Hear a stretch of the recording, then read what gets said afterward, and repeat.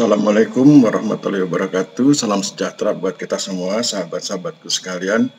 Pada kesempatan ini perkenankan saya, Aristiono Nugroho, Associate Professor di Sekolah Tinggi Pertanahan Nasional, menyampaikan materi yang berjudul Development of Pucung Village Master Plan, Girisubo District, Gunung Kidul Regency, atau pembuatan Master Plan Desa Pucung, Kecamatan Girisubo, Kabupaten Gunung Kidul.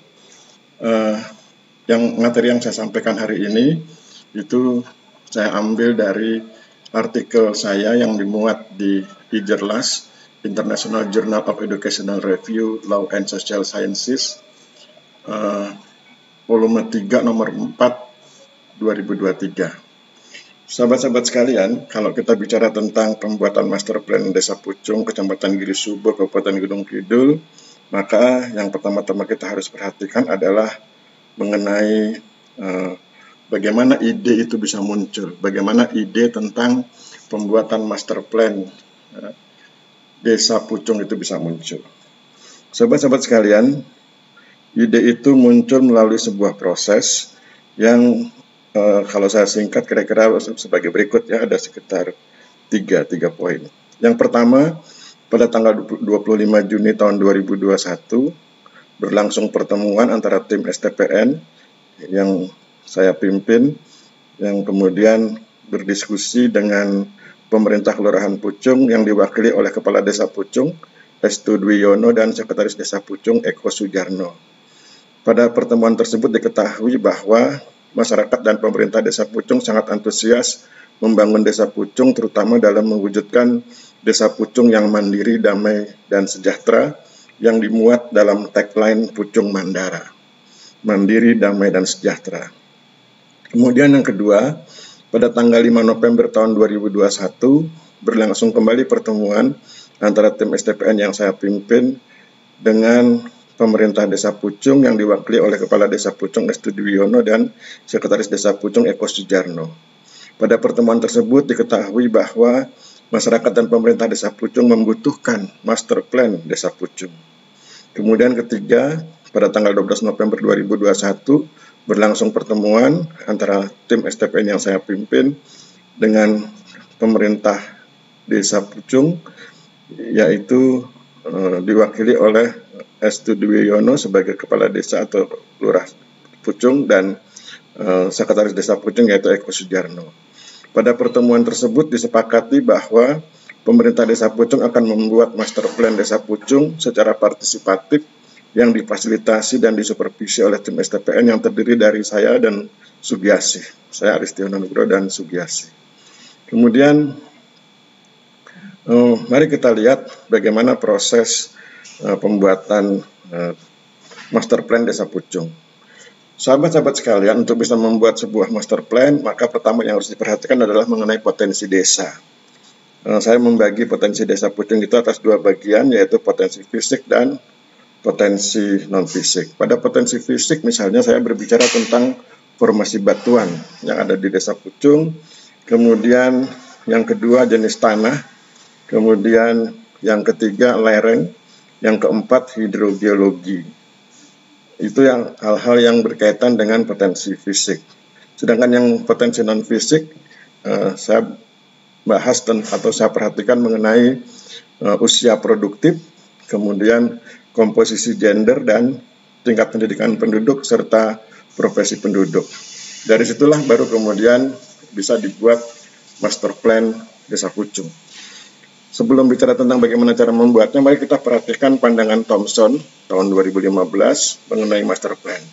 Thomson 2015 halaman 25 menyatakan bahwa master plan memberi panduan bagi pelaksanaan pembangunan suatu wilayah yang dilengkapi dengan infrastruktur sehingga berkontribusi untuk mencapai visi jangka panjang. Setiap elemen master plan terdiri dari narasi, rencana, dan strategi. Meskipun berbeda, ketiga elemen tersebut tidak dapat dipisahkan antara yang satu dengan yang lain, sehingga terbentuk relasi yang kuat antara ketiganya dalam mencapai visi, misi, dan prinsip pembangunan yang diterapkan. Sahabat-sahabat sekalian, bagaimana proses pembuatan master plan Desa Pucung di Desa Pucung? Itu ada beberapa tahapan. Yang pertama, dosen STPN, dalam hal ini saya dan Sugiasih, memfasilitasi pembuatan master plan dengan menyediakan peta dan data yang relevan. Kemudian yang kedua, Kepala Desa Pucung Estu Dwiyono dan Sekretaris Desa Pucung Eko Sujarno meminta seluruh kepala dukuh memberi masukan tentang rencana pembangunan di wilayah kerjanya masing-masing.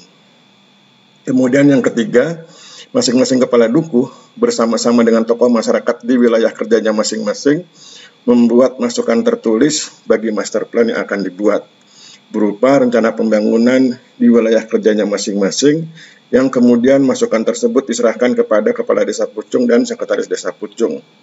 Yang keempat, Kepala Desa Pucung dan Sekretaris Desa Pucung menghimpun masukan dari seluruh kepala dukuh, lalu melakukan rekapitulasi terhadap masukan tersebut.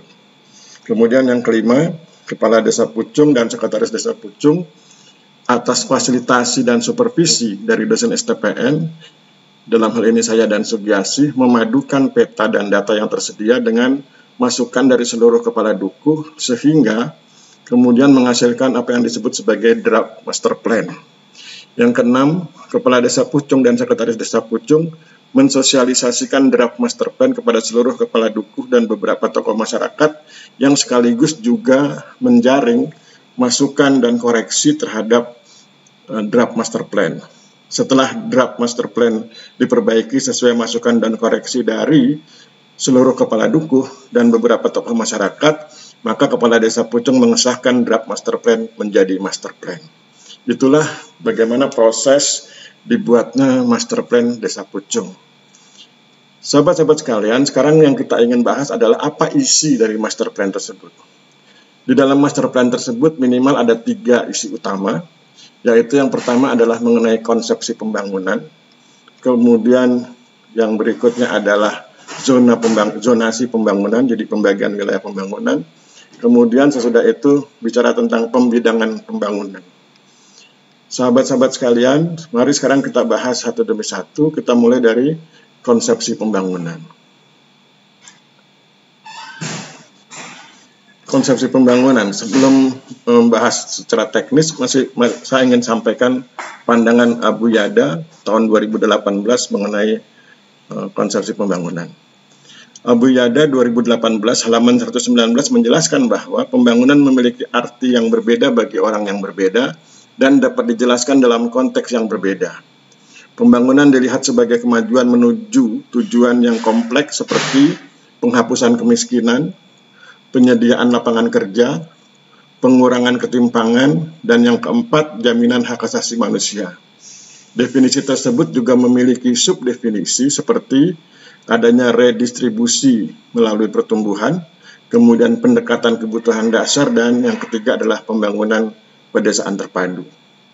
Ketika pandangan Abu Yada diletakkan dalam konteks Desa Pucung, maka keinginan masyarakat dan pemerintah Desa Pucung untuk mewujudkan Desa Pucung yang mandiri, damai, dan sejahtera ternyata relevan dengan pandangan tersebut. Pembangunan Desa Pucung relevan dengan konsepsi pembangunan versi Abu Yada, terutama dalam hal penghapusan kemiskinan, penyediaan lapangan kerja, pengurangan ketimpangan, jaminan hak asasi manusia, redistribusi melalui pertumbuhan, pendekatan kebutuhan dasar, dan pembangunan pedesaan terpadu. Selanjutnya, mari kita bahas apa isi dari konsepsi pembangunan tersebut. Kalau bicara tentang konsepsi pembangunan, ada 3 isinya. Yang pertama adalah pendekatan sosioekologis, yang kedua pendekatan partisipatif, dan yang ketiga adalah pendekatan input-output. Kita mulai dari pendekatan sosioekologis. Pendekatan sosioekologis yang diperlukan untuk mewujudkan pembangunan yang berkelanjutan. Jadi kalimatnya saya ulangi. Berdasarkan kesepakatan yang dibuat antara masyarakat dan pemerintah Desa Pucung, disepakati bahwa konsepsi pembangunan yang dimuat dalam master plan Desa Pucung berbasis pada 3 pendekatan. Yaitu pertama, pendekatan sosioekologis yang diperlukan untuk mewujudkan pembangunan yang berkelanjutan, yaitu pembangunan yang melibatkan masyarakat, ekonomi, dan lingkungan. Selain itu, pendekatan sosioekologis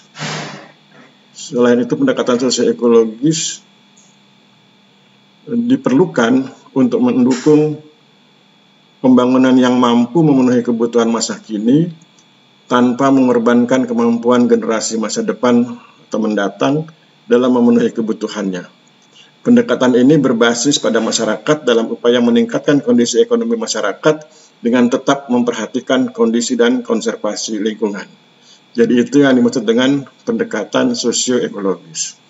Kemudian kita beralih ke yang kedua, pendekatan yang kedua, yaitu pendekatan partisipatif yang dipandang efektif untuk mendukung pembangunan yang berbasis pada kemampuan dan kekuatan masyarakat. Pendekatan ini memaksa pengambil kebijakan untuk merumuskan kebutuhan pembangunan suatu wilayah berdasarkan kebutuhan masyarakat dan memposisikan masyarakat sebagai pelaku utama pembangunan. Dengan demikian, masyarakat menjadi pihak yang menentukan perencanaan dan pelaksanaan kegiatan pembangunan. Kemudian yang ketiga adalah pendekatan input-output yang dimaksudkan agar mendukung pencapaian tertentu, dalam hal ini output, dengan melakukan tindakan atau intervensi tertentu, dalam hal ini input.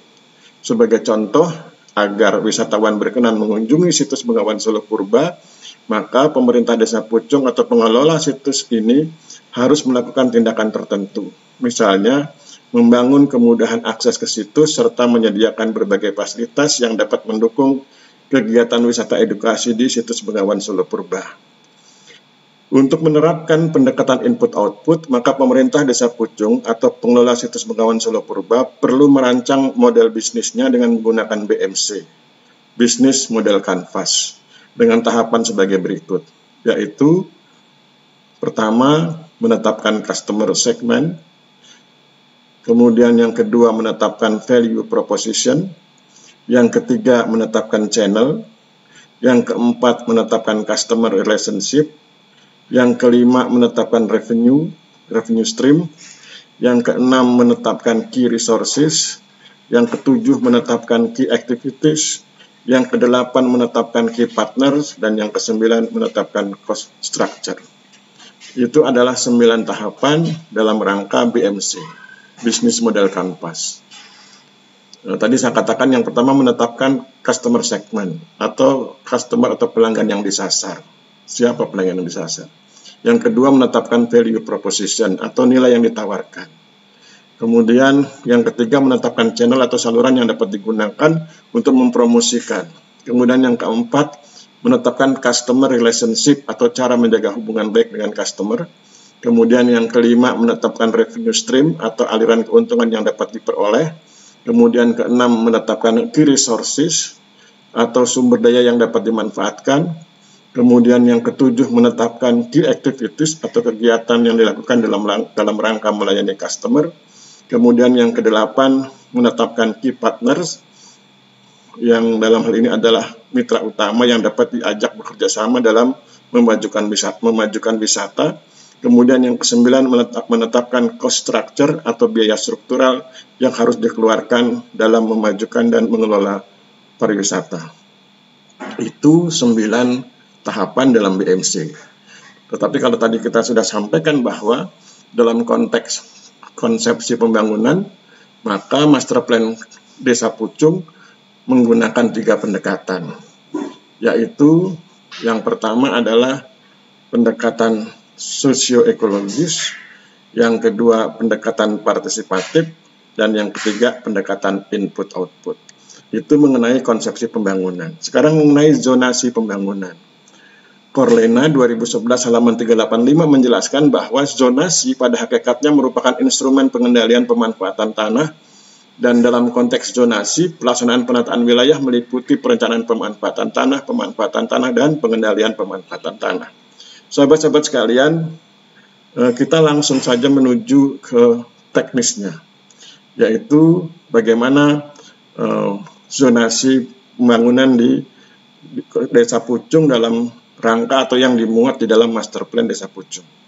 Berdasarkan kesepakatan yang dibuat antara masyarakat dan pemerintah Desa Pucung, disepakati bahwa zonasi pembangunan yang dimuat dalam Master Plan Desa Pucung berbasis pada 3 pembangunan wilayah, yaitu pertama, pembangunan wilayah utara yang terdiri dari Padukuhan Wotawati, Padukuhan Ngereyung, dan Padukuhan Traju. Pembangunan wilayah utara diprioritaskan pada sektor pertanian dan sektor pariwisata. Kedua, pembangunan wilayah tengah yang terdiri dari Padukuhan Karangtengah, Padukuhan Bengle, Padukuhan Pakal Kopek, dan Padukuhan Pucung. Pembangunan wilayah tengah diprioritaskan pada sektor pertanian dan sektor industri rumah tangga. Kemudian yang ketiga, pembangunan wilayah selatan yang terdiri dari Padukuhan Kandri, Padukuhan Wonotoro, dan Padukuhan Nujo. Pembangunan wilayah selatan diprioritaskan pada sektor pertanian, sektor permukiman, dan sektor pariwisata. Itulah zonasi atau pengwilayahan pembangunan di Desa Pucung berdasarkan master plan Desa Pucung yang berhasil dibuat secara partisipatif. Sekarang kita masuk ke pembidangan pembangunan. Sahabat-sahabat sekalian, Wahyudi 2014 halaman 159 menyebut bahwa pembidangan pembangunan dengan istilah sektor pembangunan. Ia juga menyatakan bahwa dalam aspek ekonomi, maka perencanaan pembangunan di suatu daerah merupakan cara untuk menentukan peran sektor-sektor tertentu dalam pencapaian pertumbuhan yang ditargetkan, yang kemudian diikuti dengan kegiatan investasi. Sahabat-sahabat sekalian, kita langsung saja ke pembidangan pembangunan atau sektor pembangunan yang dikelola di Desa Pucung yang disusun berdasarkan atau dilaksanakan berdasarkan master plan Desa Pucung. Yang pertama bidang pertanian, kemudian yang kedua bidang peternakan, yang ketiga bidang pariwisata, dan yang keempat bidang ekonomi.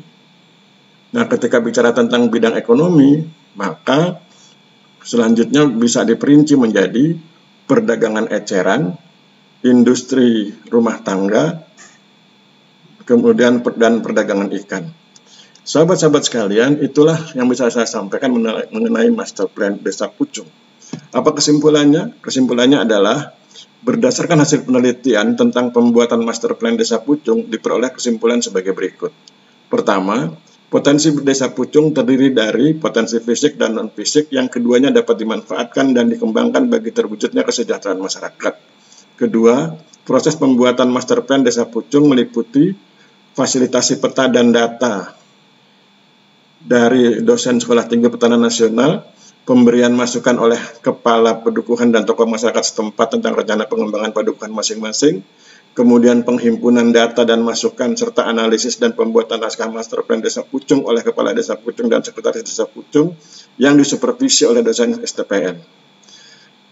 Jadi kalau pertama bicara tentang potensi desa, kedua bicara tentang proses, yang ketiga bicara tentang konsepsi pembangunan. Konsepsi pembangunan dalam master plan Desa Pucung meliputi atau dilaksanakan melalui 3 pendekatan, yaitu pendekatan sosioekologis, pendekatan partisipatif, dan pendekatan input-output. Kemudian yang keempat, zonasi pembangunan dalam master plan Desa Pucung meliputi pembangunan wilayah utara, pembangunan wilayah tengah, dan pembangunan wilayah selatan. Kemudian yang kelima, pembidangan dalam master plan Desa Pucung meliputi bidang pertanian, bidang peternakan, bidang pariwisata, dan bidang ekonomi. Sahabat-sahabat sekalian, itulah yang dilakukan oleh masyarakat Desa Pucung atas supervisi dan fasilitasi dari dosen STPN, sehingga kemudian mereka bisa menyusun master plan Desa Pucung. Berdasarkan master plan ini, maka mereka bisa menyusun kegiatan atau melakukan perencanaan mana-mana yang harus dikerjakan duluan dan mana-mana yang belakangan. Mana hal-hal yang penting dilakukan untuk segera mewujudkan kesejahteraan dan mana hal-hal yang mungkin bisa ditunda perwujudannya karena dalam rangka atau dikarenakan situasinya belum memungkinkan. Sahabat-sahabat sekalian, jika nanti master plan ini bisa dilaksanakan dengan baik, maka diharapkan bisa membangun apa yang disebut sebagai kesejahteraan masyarakat. Kesejahteraan masyarakat itu terdiri dari minimal 4, bisa lebih ya. Kesejahteraan masyarakat minimal terdiri dari 4 hal. Yang pertama, kesejahteraan ekonomi atau economic welfare, kesejahteraan psikologis atau psychological welfare, kesejahteraan sosial atau social welfare, dan kesejahteraan budaya atau cultural welfare. Saya pikir demikian yang bisa saya sampaikan. Mohon maaf bila terjadi kesalahan. Saya akhiri, wabillahi taufiq wal hidayah.